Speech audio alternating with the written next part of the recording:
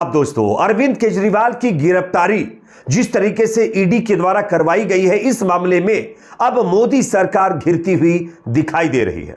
दरअसल जिस तरीके से अरविंद केजरीवाल को गिरफ्तार किया गया और वो भी चुनाव से पहले, इसको लेकर पहले ही सवाल खड़े हो रहे थे, लेकिन अब मीडिया ने खुद मोदी सरकार को एक्सपोज कर दिया है और यह बता दिया है कि अरविंद केजरीवाल को गिरफ्तार करना सिर्फ शराब घोटाला नहीं, इसके पीछे एक बहुत बड़ी वजह है जो आगे हम आपको बताएंगे। और इसको लेकर मीडिया के द्वारा एक वीडियो भी जारी किया गया है और इसमें वो तमाम चीजें बताई गई हैं। आगे ये वीडियो हम आपको दिखाएंगे। साथ ही साथ एक और बड़ी खबर आ रही है दोस्तों, बीजेपी के राष्ट्रवाद को लेकर के। आप सब जानते होंगे बीजेपी के नेता अक्सर कोई भी अगर कुछ भी मोदी सरकार के खिलाफ बोलता है तो उसको या तो जो है देश से बाहर जाने की हिदायत देते हैं या फिर उसको एंटी नेशनल करार देते हैं, जैसा कि लोग सोशल मीडिया पर आरोप लगाते हैं।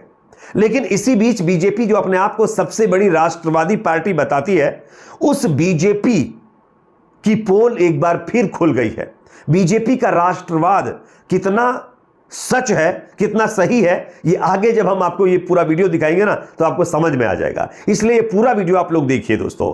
आगे बढ़ने से पहले आपसे एक छोटी सी रिक्वेस्ट करेंगे, अगर आप भी चाहते हैं दोस्तों कि हमारे देश में जिस तरीके से इलेक्टोरल बॉन्ड वाला घोटाला सामने आया है, इसकी निष्पक्ष जांच होनी चाहिए, वो भी सुप्रीम कोर्ट की निगरानी में। अगर मेरी इस राय से आप सहमत हैं तो कमेंट सेक्शन में अपना फीडबैक जरूर दीजिए। वीडियो को ज्यादा से ज्यादा लाइक करिए, शेयर करिए, चैनल पर नए तो सब्सक्राइब जरूर कर लीजिए। बात करेंगे पहली खबर की। सबसे पहले मैं आप लोगों को स्क्रीन के ऊपर एक वीडियो दिखाना चाहता हूं जो कि मीडिया के द्वारा रिलीज किया गया है। एक मीडिया के बड़े पत्रकार ये बता रहे हैं कि आखिरकार मोदी सरकार या फिर ईडी ने अरविंद केजरीवाल को टारगेट क्यों किया और इनकी गिरफ्तारी लोकसभा चुनाव से पहले क्यों हुई है। पहले वीडियो देखिए, उसके बाद इसकी चर्चा करेंगे। बड़ी पार्टी बीजेपी के रास्ते से अब चुनाव में हट गई है। एक ऐसी पार्टी हट सकती है रास्ते में से जो कि राष्ट्रीय पार्टी है, जो बहुत तेजी से उभर रही थी। और अरविंद केजरीवाल सिर्फ एक या दो राज्यों के नेता नहीं बल्कि एक राष्ट्रीय नेता के तौर पर बहुत तेजी से उभर रहे थे, राष्ट्रीय राजनीति का एक बड़ा चेहरा बन गए थे।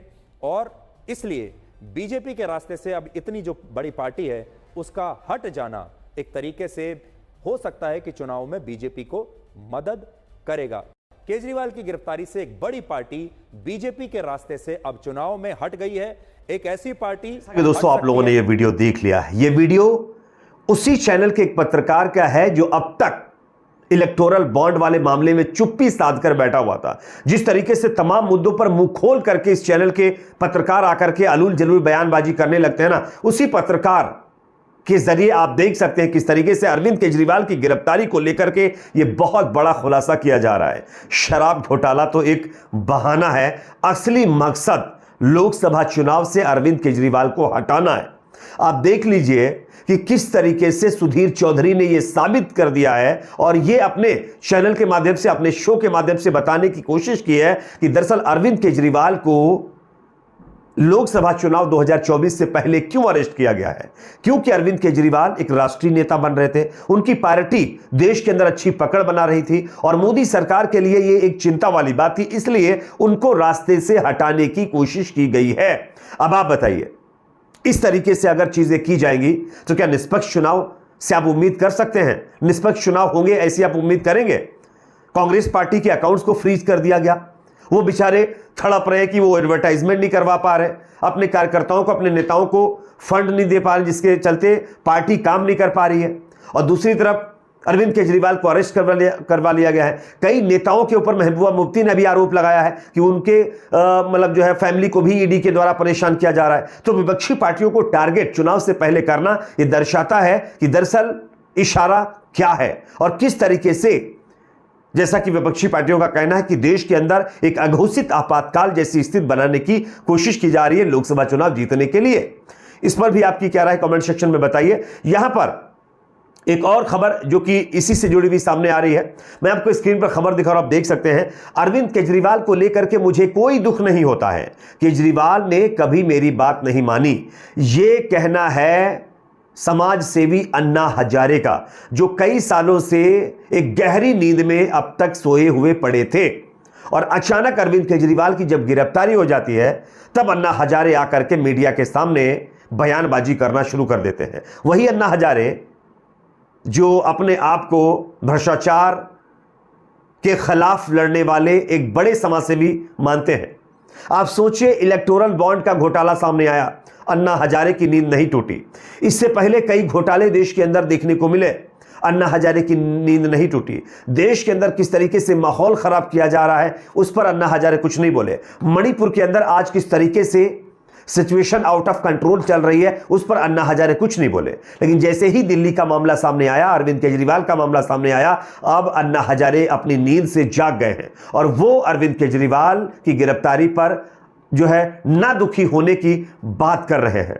अब आप सोचिए कि इस तरीके से आज हमारे देश के अंदर कुछ समाजसेवी लोग एक ढोंग बनकर रह गए हैं। लोग लगातार इस तरीके की बातें सोशल मीडिया पर कह रहे हैं। अगली खबर जो कि सामने आ रही है दोस्तों, बीजेपी के राष्ट्रवाद से जुड़ी हुई। आप सब जानते होंगे बीजेपी अपने आप को एक राष्ट्रवादी पार्टी मानती है या नहीं है ये आप सब देख रहे होंगे, लेकिन दावा जरूर करती है। दरअसल बीजेपी ये कहती है कि वो उसके सामने राष्ट्र सर्वोपरि है, उसके बाद दूसरी चीजें। लेकिन इसी पार्टी ने पिछले 2 दिनों में जो काम किया है ना, वो अपने आप में चौंकाने वाले हैं। और बीजेपी ने अपने ही राष्ट्रवाद पर एक क्वेश्चन मार्क लगवा दिया। किस तरीके से, स्क्रीन पर खबर देखिए। कांग्रेस पार्टी की तरफ से ये पिक्चर शेयर की गई है। इसमें लिखा गया है, तालिब अली शाह, ये जम्मू कश्मीर के बीजेपी सोशल मीडिया इंचार्ज हैं, इनके ऊपर लश्कर तैयबा के साथ कनेक्ट होने के आरोप लगे हैं। आप देखिए, इनको बीजेपी ने अपनी पार्टी में शामिल करके बाकायदा बीजेपी सोशल मीडिया इंचार्ज बना रखा है। दूसरा, संजय सरोज बीजेपी के नेता हैं, हाल ही में इनको कल जो है बीजेपी ने पार्टी में शामिल किया है। लश्कर तैयबा के लिए टेरर फंडिंग मामले में भी इनको जो है पकड़ा जा चुका है। अब ये दोनों नेताओं के लिंक किससे हैं? एक दहशतगर्द संगठन से, एक आतंकवादी संगठन से, और उसी संगठन से जुड़े हुए, उनसे कनेक्टिविटी रखने वाले इन दोनों नेताओं को पार्टी में बीजेपी ने जगह दी है। अब आप बताइए, अगर बीजेपी के लिए राष्ट्र सर्वोपरि होता तो क्या जो नेता टेरर से उनकी कनेक्टिविटी पहले रह चुकी है उनको अपनी पार्टी में शामिल करते?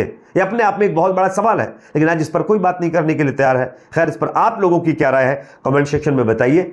वीडियो को ज़्यादा से ज़्यादा लाइक करिए, शेयर करिए, चैनल पर नए तो सब्सक्राइब जरूर करें। आज के लिए इतना ही दोस्तों, मिलते हैं कुछ और खबरों के साथ।